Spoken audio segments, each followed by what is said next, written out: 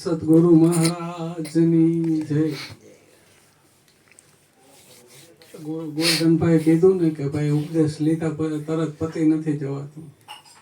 અહીંયાથી તો શરૂઆત થાય છે ઉપદેશ લીધા પછી. કેમ કે જે નિરોગી છે બાપુ જેવા એના માટે તો કાંઈ કામનું નથી, બરોબર છે કે એ તો જેને તન મન ધન ગુરુ મહારાજને અર્પણ કરી દીધા જુગો જુગ જય થઈ જાય. પણ ઉપદેશ લીધા, ઉપદેશમાં તો આપણે તન મન ધન દઈ દઈએ છીએ, પણ તોય છતાં રોગી હોય ને એના માટે દવા કામની છે. આ દવાખાના છે, મેડિકલ છે એ ખોટા નથી, પણ નિરોગી માટે એના માટે બરોબર છે, પણ રોગી માટે તો એ બરોબર જ છે એમ. એટલે તમામ સંતો બધા દેહાધ્યાસ છોડાવવાની જ વાત કરે છે કે પોતાનું અજ્ઞાન જ છે કે હું શરીર છું માની બેઠા.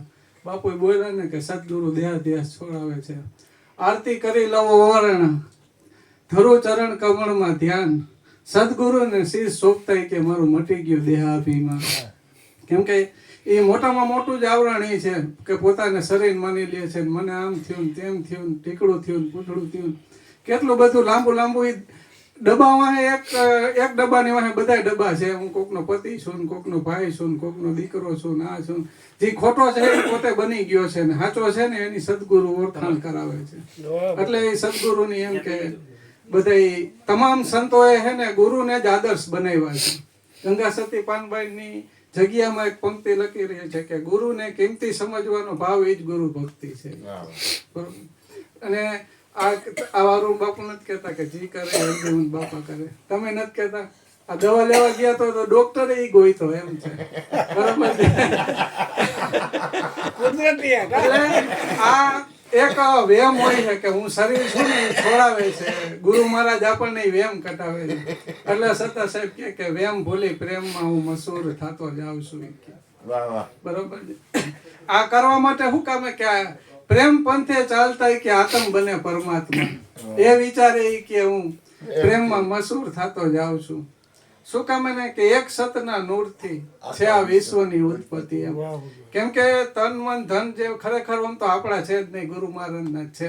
આ તો ઝુકતી કરીને આપે. બાકી જન્મ એ આપણને કુદરત આપે, આપણી કઈ ચોઈસ હોતી નથી. મા બાપની ચોઈસ હોતી, પત્નીની, ભાઈ બહેનની કઈ ચોઈસ હોય, કઈ જ્ઞાતિમાં જન્મ લેવો એ ખબર નથી હોતી. આ તો એમ કે હું વાણંદ છું, હોની છું, મિસ્ત્રી છું, એવા ગર્વ લીધા રાખે અમે દરબાર છે બાપુ છે ને. બરોબર ને?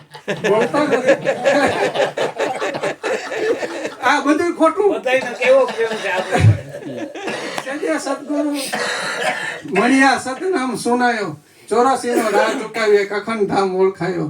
ત્યારે પંથ હતા એ થઈ ગયા પૂર્ણ અને નબતાઈમાં નામ મિટાયો. દસમ દિશા આવ્યા દિલ ભીતર ને એકમાં અનેક સમાયો. આ બધું એકમાં સમાવી દીધું ગુરુ મહારાજે એમ કે એક સતના નૂરથી છે આ વિશ્વની ઉત્પત્તિ. નૂરમાં લઈ થાવ છું, નૂર થતો જાઉં છું. જોજે જેમાંથી હું થયો છું ને એમાં જ મટવું છું. જે આ દેહાધ્યાસ મટાડવાનો છે ને એના માટે સત્સંગ છે. આપણે અરીસામાં ઊભા હોય એટલે કોલર ગોટો વળી ગઈ, વાળ વિખરાઈ ગયા હોય એટલે અરીસો જેમ છે એમ બતાવી દે. એ બહારનું બતાવે ને સત્સંગ છે ને ભીતરનો અરીસો છે. કીધું ને મેં કેટલી નિંદા કરી, મેં કેટલો ક્રોધ કર્યો. યા બિના સત્સંગ વિવેક ન હોય કે ને એ માણસ જેવા બનાવીને દે ગુરુ મહારાજ આપણને. ખરેખર આપણે માણસ હોતા નથી. આ તો અહીંયા આવીને હૃદયમાં આપણે માણસ બની જાય છે. હા, ઉજળા કે એક સતના નૂરથી છે આ વિશ્વની ઉત્પત્તિ. નૂરમાં લઈ થાવ. જેમ જેમ આ મોટતા જાવ તમે પરમાત્મા થતા જાવજો. એના જેવું છે એમ કે આ જાત જાણ્યા પછી જન્મ મરણ ટળે. જેમ પાલો ગળીને પાણીમાં ભળે. પાલો પાણીમાંથી બરફ થયો છે એ ઓગરે એટલે પાણી જ થવાનો છે. એમ આપણે જેમાંથી થયા છીએ એમ જ પાછા થઈ જવાના છીએ એમ. એવા જ્ઞાની ગુરુ વિના સતાર યોગ થાય ક્યાંય. સદગુરુ મહારાજ. પાછળ બાપુ બેઠા નાખો. તમે બોલો. તમે બોલો થોડું બોલો. જય બાપાની જય. ચા પી દો છો કે પછી છે?